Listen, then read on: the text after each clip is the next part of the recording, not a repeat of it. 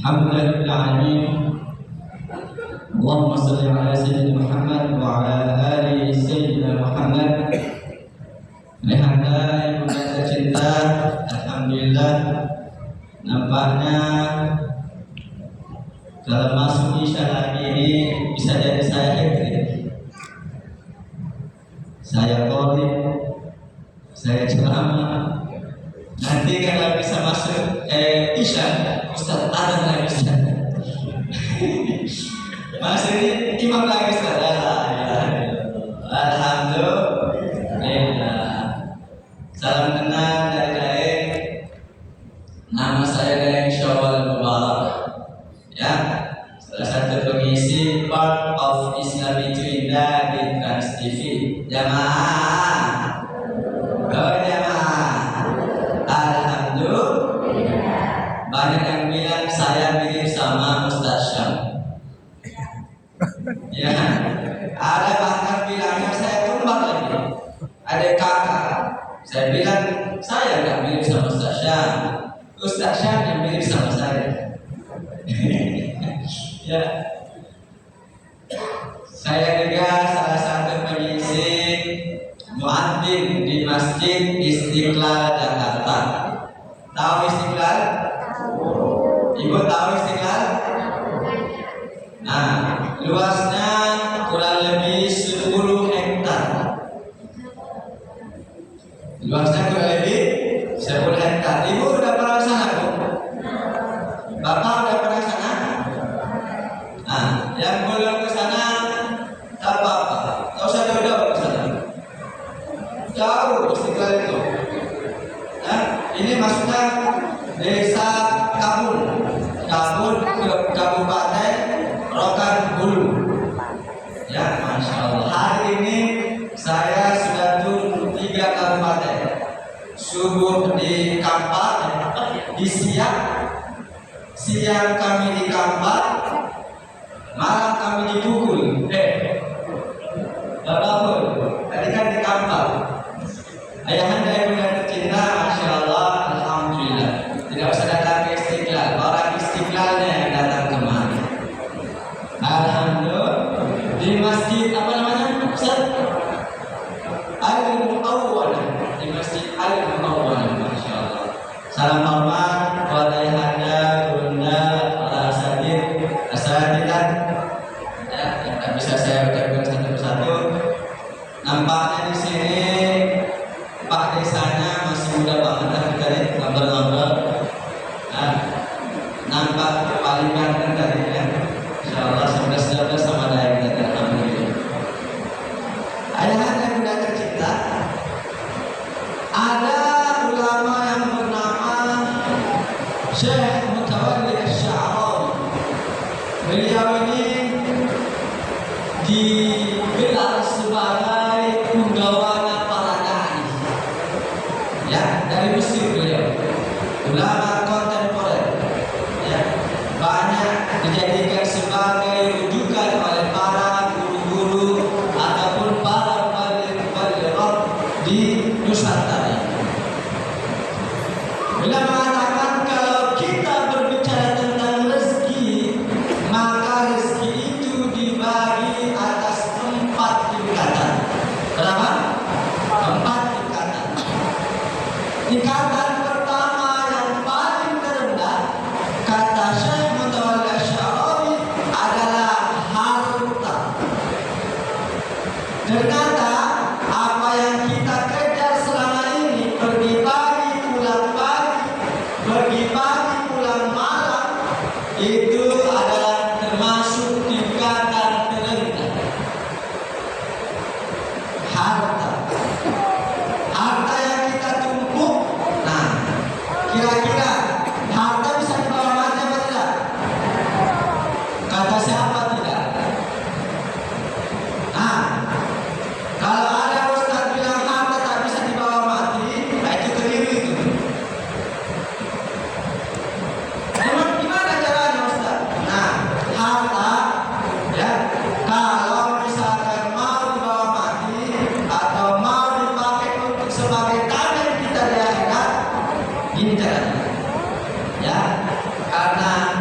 Di Jakarta kain kafan itu tak punya saku. Di sini pakai saku nggak? Kain kafannya nggak pakai. Nah, maka caranya titipkan dia di saku masjid, titipkan dia di saku musola, di panti, di yayasan. Nah, itu caranya. Ya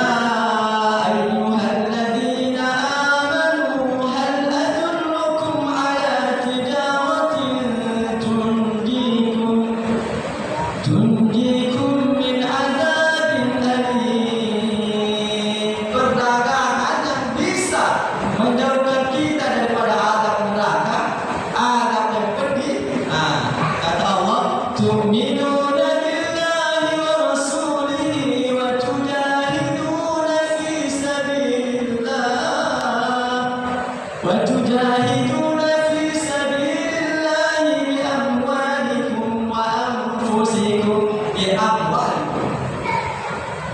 Ayah dan bunda tak cukup dengan tu'minuna billah, tak cukup hanya beriman kepada Allah, tak cukup dengan asyhadu an la ilaha illallah wa asyhadu anna Muhammadar Rasulullah. Itu tak cukup. Maka ditambahkan wa tujahiduna fi sabilillah. Kau harus jihad di jalan Allah Subhanahu wa taala. Terserah gimana caranya. Bi amwalikum wa anfusikum. Ente yang punya banyak harta, jihadlah kalian melalui harta kalian. Bawa harta kalian ke akhirat. Jadi kalau ada yang bilang harta tak bisa dibawa mati, tak bisa dibawa masuk ke kuburan, maka caranya ketika strategi sedekah. Ini kita yang masjid luar biasa. Dan tentunya ini adalah swadaya masyarakat. Ya kaya. Iya. Saya masuk masjid tadi sampai menggigil. Wah, saya mana? Itu pun belum minum semua tuh. Kalau minum semua bersih-bersih saya nampak. Masya Allah. Apalagi saya tadi di situ pas di bawah AC. Makanya saya harus pakai masker. Luar biasa. Nah, itulah jihadlah kalian di amwalikum dengan harta kalian. Ya. Harta bisa dibawa mati. Bisa. Tapi bisa juga menjadi fitnah. Innama amwalukum wa auladukum fitnah. Wallahu 'indahu ajrun 'azim. Salah satu yang menjadi fitnah harta. Maka hati-hati. Hati-hati mendapatkannya, hati-hati menyalurkannya. Dari mana kau dapat, dari mana kau habiskan. Ya. Ini yang kedua, lanjut ya. Ini tadi dibisik-bisiki sama panitia sampai nampaknya memang kadar-kadar 40-50 menit yang kita menjelasnya. Ya. Jadi harta bisa dibawa mati. Yang kedua kata Syekh Mutawalli Asy-Syarawi setelah mendapatkan harta ini, tingkatan selanjutnya adalah kesehatan. Nampaknya begini kalau begini. Ini 40 menit. Ini berapa nih? 50. Setengah jam. Yang kedua, kesehatan. Banyak orang yang kesehatan ini banyak yang menghabiskan kesehatannya ya demi mendapatkan harta. Dan banyak yang menghabiskan harta demi kesehatannya. Berapa banyak orang begadang? Demi mencari harta. Dia mengorbankan kesehatannya. Begitu mendapatkan harta, dia sakit-sakitan, kesehatannya berkurang, jantungan, stroke, apa segala macam, berobat ke Singapura. Dan ini 1, 2 dan 21 ini yang dikaitan menghabiskan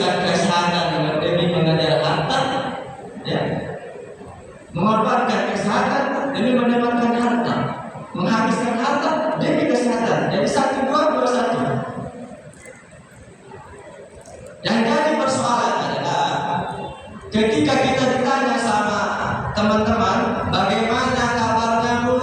Bagaimana kabarnya Pak? Jawabannya apa? Sehat? Walafiat. Itu tahu nggak rasanya walafiat seperti apa? Sehat walafiat, dikatakan sehat walafiat ketika dia mampu menghabiskan kesehatannya untuk mengabdi mendekatkan diri kepada Allah Subhanahu wa taala. Itu dibilang sehat walafiat. Kalau ada udah berkumandang,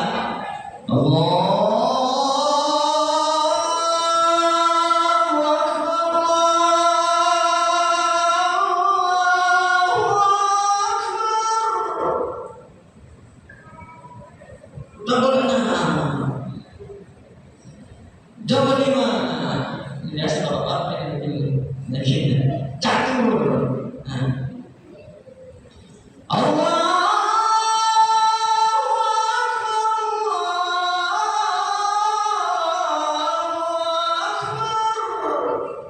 Azan sudah berkumandang, masih asik dengan kartunya, masih asik dengan aktivitasnya, itu tidak sehat walafiat. Sehat walafiat itulah ketika azan berkumandang, dia selesaikan semua aktivitasnya langsung datang ke masjid. Muadzinnya udah berapi-api dia, udah sampai kelihatan ulat-ulat lehernya dia.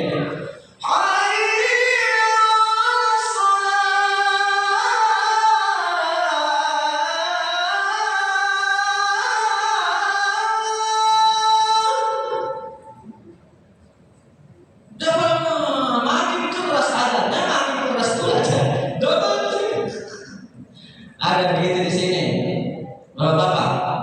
Baik, ada begitu di sini. Mana orangnya?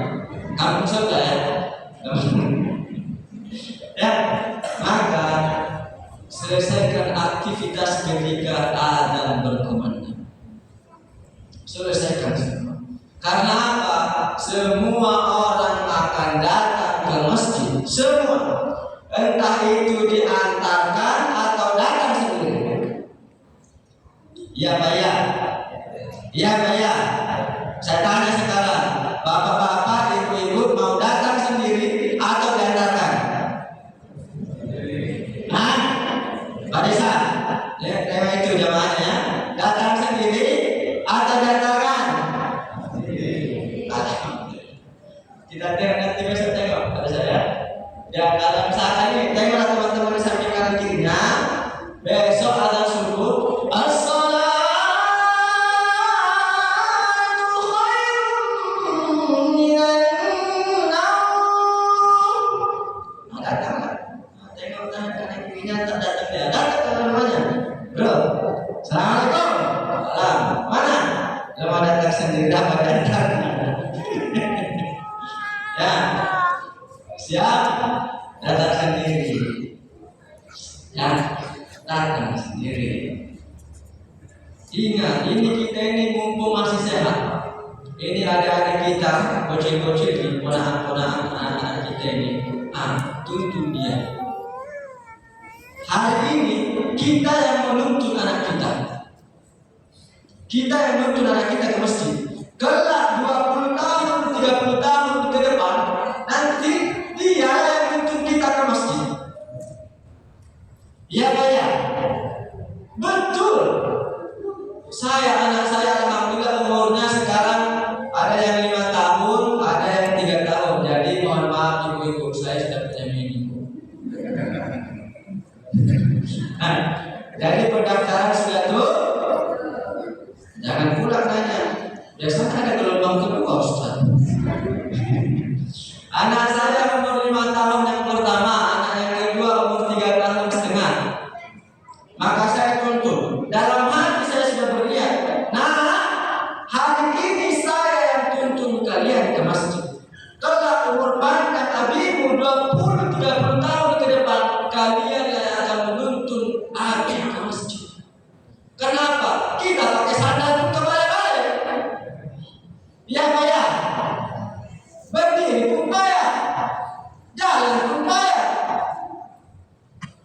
Maka nanti, maka kalau ada adik-adik yang lagi main-main, kita lagi sholat dia berisik, jangan dimarahi Pak, jangan langsung disepak. Kalian kalau ini dimarahin di sini, ada mana orangnya yang dimarahin? Sayangi mereka, bimbing mereka. Inilah penerus kita nanti. Kalau mereka yang lari-lari, memang lagi waktunya. Kalau bapak-bapak udah berkumis, berjenggot, lari-lari, itu tendang itu sakit namanya. Ya, udah berjenggot, berjenggot, lari-lari itu bapak rumah sakit jiwa sana. Ya, kalau sakit itu. Ya,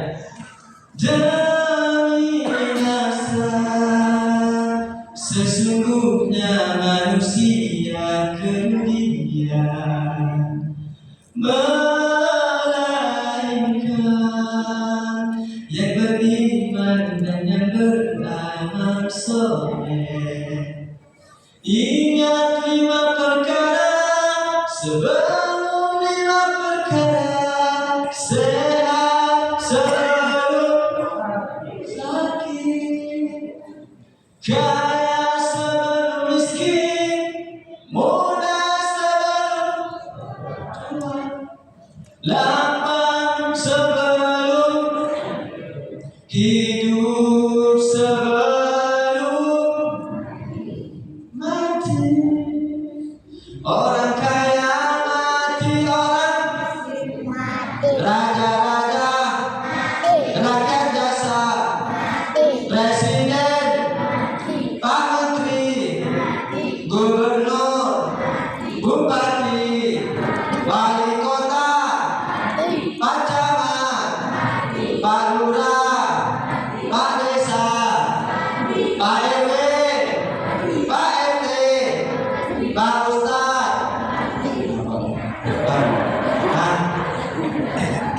Giliran tadi ada 2, nampaknya ada penekanan. Pak Desa sama Pak Ustadz. Nampaknya mati nih, ada masalah apa kalau sama Pak Desa sama Ustadz? Semua akan mati. Mumpung masih sehat, gunakan, manfaatkan dengan baik. Mumpung masih sehat, gerakan sholatnya memang diperbagus, rukunya dipermantap, sujudnya dipermantap. Kelak 10 tahun, 20 tahun ke depan, kita mau rukuk bagus-bagus, tak mampu lagi. Berdiri pun udah goyang-goyang. Nanti berdiri pun Pak Imam baru 1-2 ayat yang dia baca. Kita baca waktu. Ada begitu di sini, ada begitu di sini. Ada jangan macam itu. Ya, udah imamnya udah mantap. Bismillahirrahmanirrahim. Alhamdulillahirabbil alamin. Arrahmanirrahim. Maliki yaumiddin. Iyyaka na'budu wa iyyaka nasta'in. Al-ayat. Nah, ini kan makmum ini modalnya amin loh. Amin saja. Ya, Pak. Bapak modalnya apa? Datang masjid. Allah Akbar. Ghairil maghdubi 'alaihim waladdallin.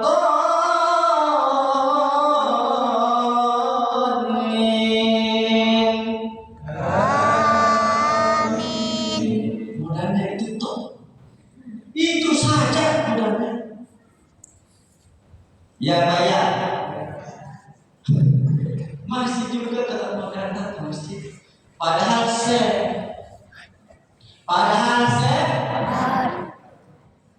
berapa banyak masyarakat desa kampung ini yang terpilih orang-orang ini, masya Allah, di surga semua insya Allah.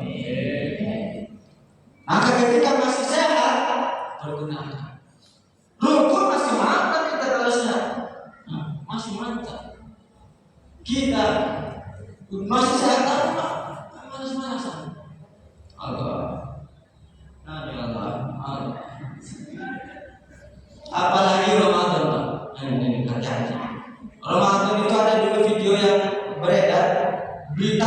7 menit 23 rakaat. Entah 200 km per jam. Sepupu sama Rasul jadi. Allah Akbar, Allah Akbar, Allah Akbar,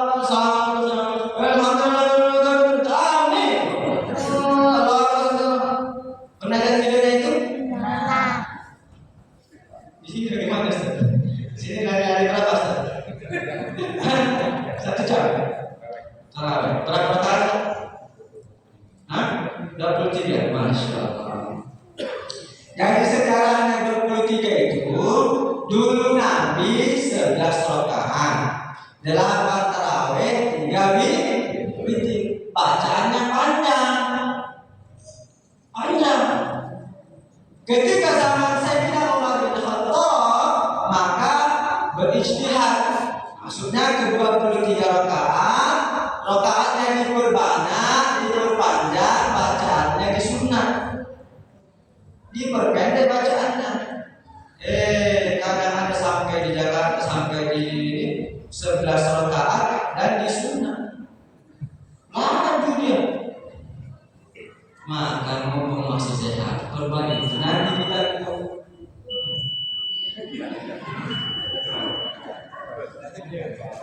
argonya udah datang namanya. Lanjut. Ini baru yang kedua nih. Tadi yang pertama apa? Harta. Yang kedua kesehatan. Maka mumpung masih sehat, ibadah sebanyak-banyaknya. Apalagi yang muda-muda ini luar biasa. Ya. Wa asyarabihi fima aflah. Ini anak-anak muda. Nah, kita akan ada pertanyaan khusus untuk kita. Kalau orang tua 50 tahun, 60 tahun, 70 tahun rajin beribadah wajar, memang sudah bau tanah. Dia bayar. Mohon maaf. Katakan kita umur 60 sampai 70 tahun. Ada di sini umur 60 70 tahun. Ada? Saya sebut. Ya. Soalnya mati, ada yang sehat mati, ada yang sehat mati. Banyak. Ada yang kecil, orang kecil mati. Banyak. Ada yang kakeknya yang sakit, tahu-tahunya yang mati, cucunya. Banyak itu. Itulah aja. Enggak melihat kepada siapapun. Kalau sudah habis waktunya, ini kita masih ada waktunya. Masih ya. Banyak ada lagi tambahan katanya, belum lagi ada mungkin ada tambah lagi satu. Ini baru yang warna putih. Boleh berwarna. Kullu nafsin dha'iqatul maut. Semua yang bernyawa pasti akan mati. Siapa yang hidup kembali? Ada yang banyak kemudian di sini? Mau hidup kekal di sini ada? Semua akan mati. Maka gunakan hartanya, gunakan kesehatannya untuk mengabdi, ya, tunduk menyembah kepada Allah Subhanahu wa taala. Iyyaka na'budu wa iyyaka nasta'in. Ya Allah, hanya Engkau kepadamu lah kami menyembah ya Allah, dan hanya kepadamu kami meminta pertolongan. Ini kagak menyembah, langsung nasta'in, langsung minta tolong. Ada begitu di sini. Maka konsepnya ini iyyaka na'budu wa iyyaka nasta'in. Kau menyembah dulu bos. Gunakan hartamu untuk jalan Allah fi sabilillah. Gunakan kesehatanmu untuk jalan Allah beribadah. Nah, ini kalau sholat biasa ramenya begini juga. Begini juga ramenya ya kalau acara apa, kalau sholat biasa. Insya Allah ya. Sampai keluar, sampai tempat-tempat. Oh, sampai keluar, Masya Allah, luar biasa. Sampai keluar, sampai keluar, tak ada orang, enggak. Sampai tumpah-tumpah keluar tak ada teman-teman. La ilaha illallah. Ya, gunakan semua kekuatan kita, harta kita, kesehatan kita untuk mendekatkan diri kepada Allah Subhanahu wa Ta'ala. Lanjut yang ketiga. Tadi yang pertama apa? Harta. Yang kedua? Yang ketiga kata Syekh Mutawalli Asy-Syarawi, setelah kita mendapatkan harta, itu hanya level terendah. Hina dia. Mendapatkan kesehatan, ternyata belum masih ada lagi, yaitu mendapatkan rezeki anak yang soleh. Hatta ibu-ibu, bapak-bapak, tanya orang paling preman di kampung desa kamu ini, tanya dia, kalau mau punya anak yang soleh enggak? Pasti jawabannya apa? Hatta seorang preman sekalipun bertato ya, semua tatonya badannya ditato. Begitu ditanya, mau enggak kau punya anak yang soleh? Pasti jawabannya apa? Apalagi kita orang-orang soleh memang insyaallah hadis bagus. Maka kita senantiasa berdoa, Rabbana hab lana minas shalihin, Rabbana hab lana min azwajina wa dhurriyyatina qurrata a'yun waj'alna lil-muttaqina imama. Jangan dipotong sampai qurrata a'yun saja doanya ini ya. Rabbana hab lana min azwajina wa dhurriyyatina qurrata a'yun. Banyak yang potong sampai sini saja. Jangan lupa waj'alna lil-muttaqina imama. Untuk mendapatkan istri yang solehah, untuk mendapatkan anak yang qurrata a'yun, jangan lupa waj'alna lil-muttaqina. Kau harus menjadi imam, bapak yang soleh. Sebagaimana Nabi Ibrahim berdoa, Rabbi habli minas shalihin. Beliau mensolehkan dirinya dulu untuk mendapatkan Nabi Ismail alaihissalam. Ini jangan sampai anak disuruh ke masjid. Masih sana. Bapak ada ke masjid. Bapak sudah tua.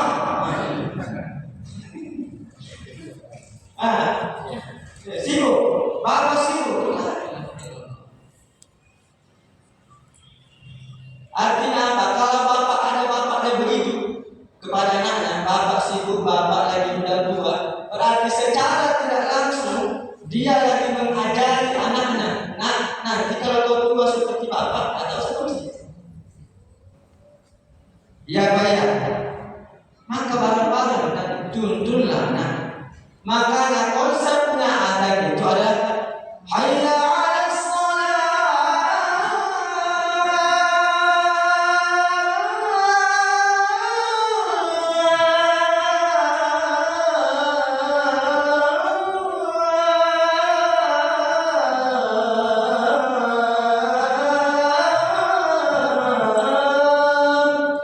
hayya, mari. Namanya mari. Ini bahasa di kampung. Kalau mari kira-kira melibatkan satu orang lebih atau berapa orang? Banyak. Ayo. Kalau ada satu orang sendiri dia bilang, ayo, padahal nggak ada orang di dekatnya. Paling lama dia bilang, itu Ustaz sudah lama begitu dia. Ya? Namanya mari pasti melibatkan 1, 2, 3 orang atau lebih. Ajak orang lain maksudnya. Kau jangan asik dengan sendirimu. Jangan soleh sendiri. Surga terlalu luas untuk kau sendiri saja. Terlalu luas. Maka konsepnya ya ayyuhalladzina amanu qu anfusakum wa ahlikum nar. Jaga dirimu dan keluargamu. Maka ketika hayya 'alas shalah,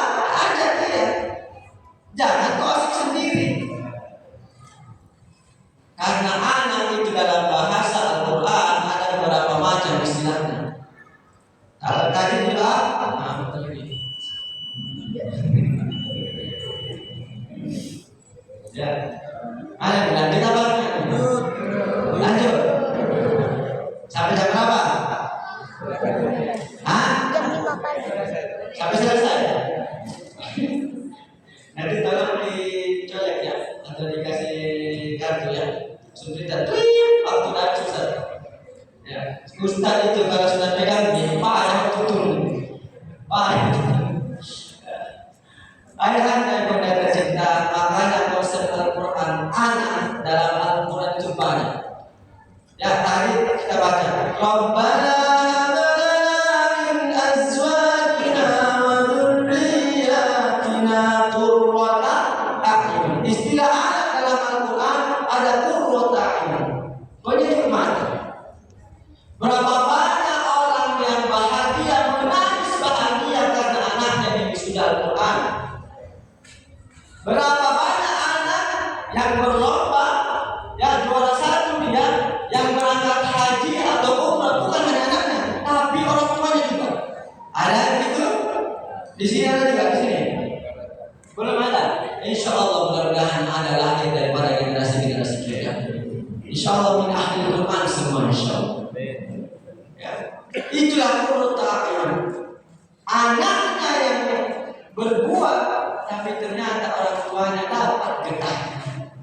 Kalau di dunia saja sudah mendapatkan nikmat, apalagi di akhirat. Maka itulah yang kita minta-minta. Nah, istilah Al-Quran yang kedua setelah qurrata a'yun ada ya ayyuhalladzina amanu inna min azwajikum wa auladikum aduwwun lakum fahdharuhum. Aduwwun itu musuh. Berapa banyak orang tua yang rusak namanya, dia yang berbuat, anaknya yang berbuat, tapi kena getahnya ke bapaknya. Ini anak siapa sih? Ini anak siapa sih? Badu banget, jahat banget, kurang ajar sekali.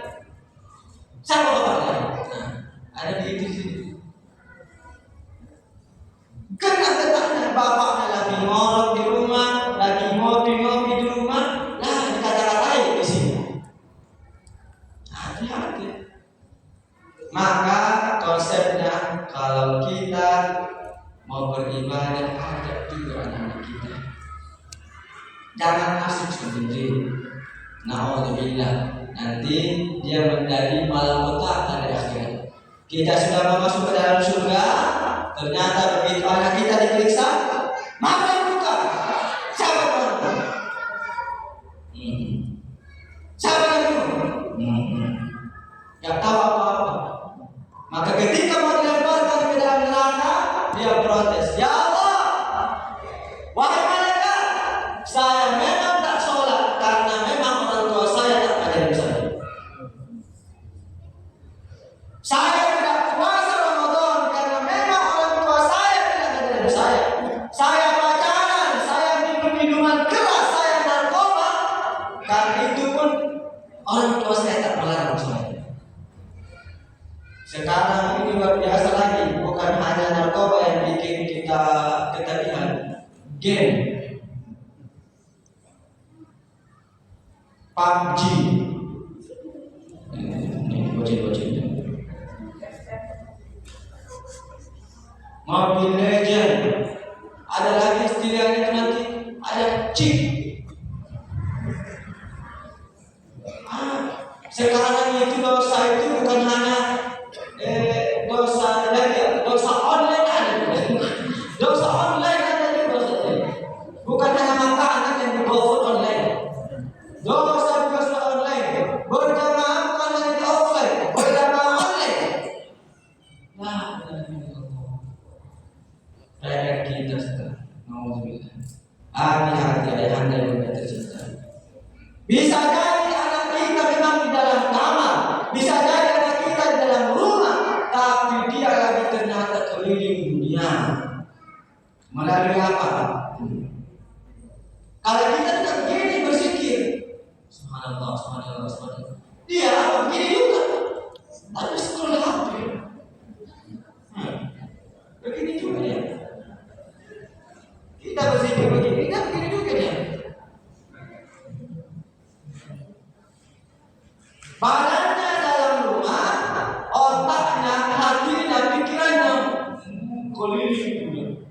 Lalu itu catatan, itu PR kita.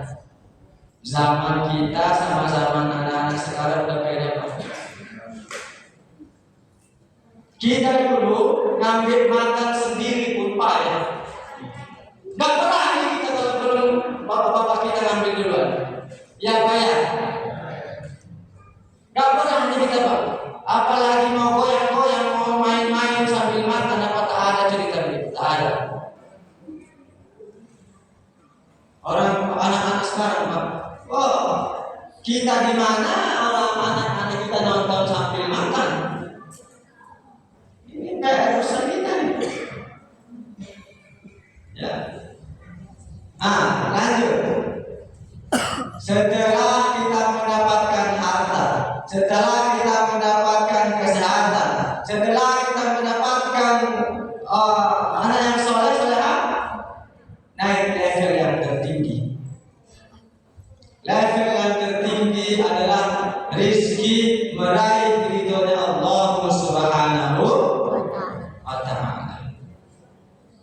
Kita masuk surga karena ibadah kita atau karena ridhonya Allah? Kita tahu berapa rakaat sholat kita. Kita tahu berapa banyak puasa kita. Kita tahu berapa banyak sedekah kita. Ibarat kata, Bu, jamaah, alhamdulillah. Kita tahu sedekah kita berapa banyak. Maka yang kita kejar ridhonya Allah Subhanahu wa Ta'ala. Umur kita 60 sampai 70 tahun diskon dengan usia balik. Diskon dengan kita tidur, diskon dengan kita kerja. Berapa banyak yang dihabiskan untuk beribadah kepada Allah Subhanahu wa Ta'ala? 60 tahun usia kita untuk di dunia ini, tapi kita mengharapkan surga Allah Subhanahu wa Ta'ala yang khalidina fiha abada. Surga yang kekal di dalamnya. Yang kekal dibandingkan dengan yang 60 tahun tak masuk. Matching gak? Gak matching dia. Ya.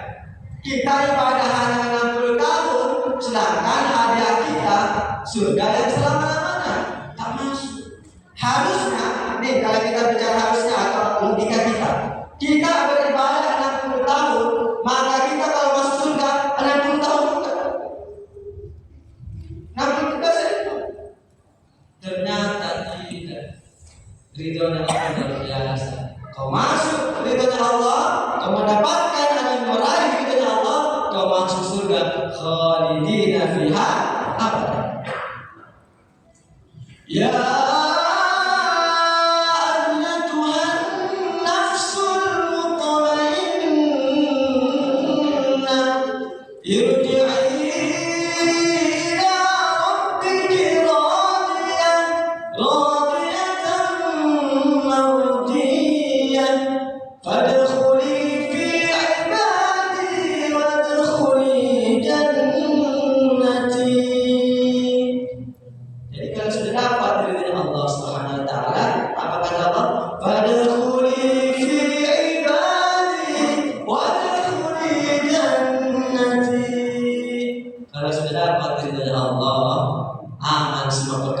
dunia aman, apalagi akhirat.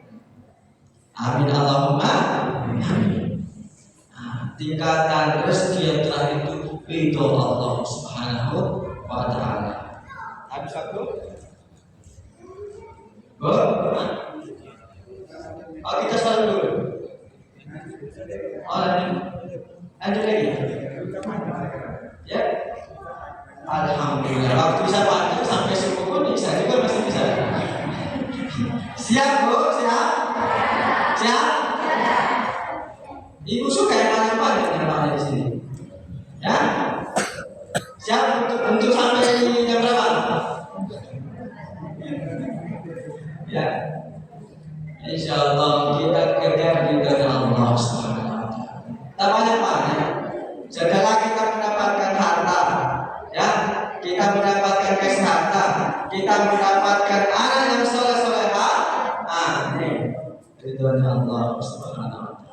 Kalau sudah mendapatkan ini semua, nah, dengan cara apa untuk meraih ridhonya Allah? Itu tadi. Kalau sudah azan berkumandang, tak usah banyak cerita. Ya, tak usah banyak cerita. Langsung colek temannya, go, berangkat masjid. Bukankah itu yang diisyaratkan ketika kita baru lahir, Pak? Atau anak kita baru lahir? Apa yang kita lakukan ketika anak kita lahir? Apa yang kita lakukan ketika anak kita lahir? Azan. Allahu Akbar, Allahu Akbar, Allahu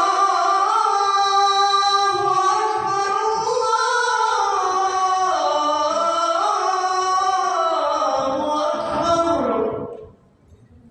Itu yang kita lakukan sebagai isyarat bahwasanya ente nanti jadi besar, silakan mau jadi dokter silakan, mau jadi pakades silakan, mau jadi dewan silakan, PNS silakan, tentara silakan, polisi silakan. Tapi ingat, ketika azan berkumandang, langsung go to masjid.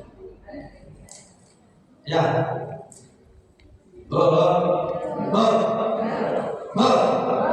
ini masih hidup kan? Masih? Jadi nanti, ibu kesini sama suami enggak? Enggak sama suami? Lah, Allah. Paham? Cuma jadi itu nih. Nah, ibu sampaikan ceramahnya ya dari kami. Kasih lihat videonya. Nanti azan berkumandang, suami masih asik di rumah, ambil lagi. Pak, mau diantar atau mau datang sendiri?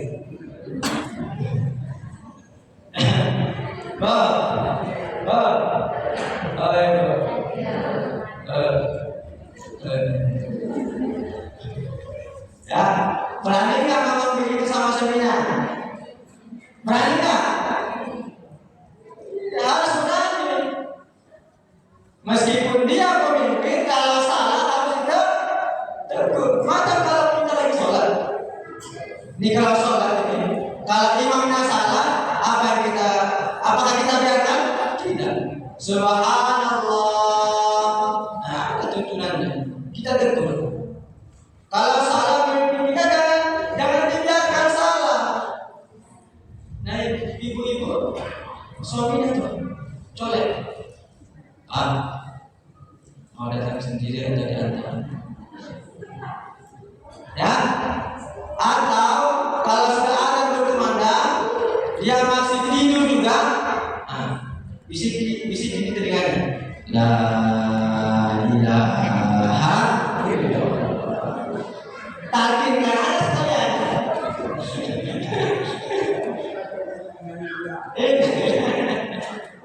Ya. Siapa? Ini kita ini ibu mau punya suami setan. Tak mau kan? Ini laki-laki harus berjamaah di masjid.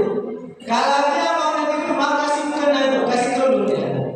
Nah, hati-hati. Kalau orang yang tak mau datang ke masjid, ya tak dengar azan, Allahu Akbar, Allahu Akbar, tak datang dia ke masjid, itu 11-12 sama setan. 11-12 setan itu ketika azan berkumandang, itu setan lari sendiri sampai dekat di dalam hadis ini dikatakan itu terkentut-kentut setannya, terbidik-bidik. Nah, itu tapi azan yang bagaimana dulu. Ini juga ada azan Allahu Akbar, Allahu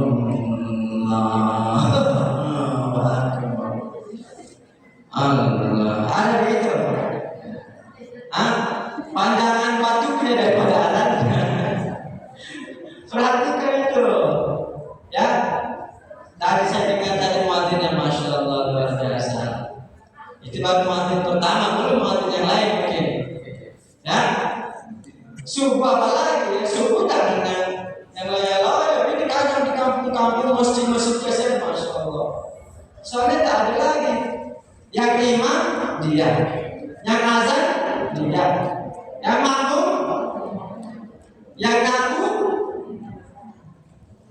Yang ngepel, bersih-bersih WC,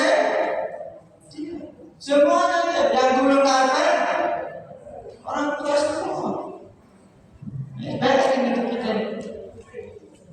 Ya, ayah yang tidak tercinta, alhamdulillah dari kesini tak sendirian. Dari kesini bersama Yayasan Madinah. Nah, Yayasan Madinah, Ustadz Abdi, beliaulah yang membersamai kami bisa sampai di Desa Kabun, Kabupaten Rokan Hulu. Nah, beliau ini punya gerakan memberi apa? Gerakan sejuta guru mengaji di seluruh penjuru Nusantara. Ini sangat luar biasa gerakannya karena selama ini banyak pendistribusian mushaf. Kirim 1000 mushaf di pelosok desa, kirim 500 mushaf ke kampung ini. Dia lupa sampai sana itu Quran diapain? Ada gurunya. Sampai berlaku-laku itu mulai. Ya, dia lupa untuk mencetak guru ngajinya. Maka ini Yayasan Madinah luar biasa, kami sangat mensupport gerakan ini karena gerakan sejuta guru mengaji. Nih, program safari dakwah ke seluruh Indonesia, Yayasan Masyarakat Dinamis dan Berkah. Nah, program Madinah safari dakwah, maghrib mengaji, sejuta guru mengaji. Ada guru mengaji di sini? Bapak-bapak, ibu-ibu ada guru ngaji di sini? Nah, itu guru ngaji saya nih, Ustadz saya nih. Ustadznya, imamnya saya nih, muadzinnya saya nih. Ya, harus dijamin kehidupannya. Ini kalau sama guru mengaji, pelitnya minta ampun. Kalau guru lesnya, les guru bahasa Inggris, les guru matematika, Masya Allah jor-jorannya. Berapa Ustaz? Jor-joran. Giliran bahasa apa mengaji. Nelpon Ustaz. Assalamualaikum Ustaz. Waalaikumsalam. Ustaz. Gimana? Gimana Bu? Gimana Bu? Boleh nggak Bu? Apa Ustaz? Bulan depan baru saya. Nunggak. Guru ngaji nunggak. Dikira Ustaz tak makan 1 bulan.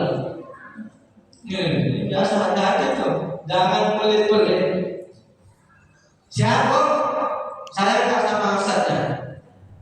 Oh itu. Ini kalau ada masalah saya mulai lupa juga yang diikutin. Ya, sayangi guru mengajinya. Ya, itu yang menolong kita nanti di akhirat. Nah, silakan Ustaz Abdi sambil memperkenalkan diri dan mengenai programnya Yayasan Madinah. Silakan Ustaz. Bismillahirrahmanirrahim. Assalamualaikum warahmatullahi wabarakatuh. Alhamdulillahirrahmanirrahim. Wabihi nasta'inu ala umuri dunya wa din. Asyhadu an la ilaha illallah wa asyhadu anna Muhammadan abduhu wa rasuluhu. Puji senantiasa kita Allah dan keselamatan Nabi yang dijaga Rasulullah SAW. Yang saya hormati ayah ibunda, Pak Kades, Pak Dewan, tokoh-tokoh masyarakat, ayah ibunda yang berkesempatan hadir, alim ulama jadi pandai tak sempat saya sebut satu persatu. Jadi perkenalkan nama saya Abdi Fadilah, saya selaku ketua umum sebagai saya ketua umum Yayasan Madinah. Jadi izinkan saya minta waktu sedikit menjelaskan apa sih Madinah. Maksud Madinah ini pertanyaannya masyarakat dinamis dan berkah. Madinah ini dibikin oleh Ustaz Zaki Mirza. Nah, dia bikin namanya. Sebelumnya saya dengan beliau itu rutin hampir 5 tahun bergerak di bidang pengadaan dan distribusi Al-Quran.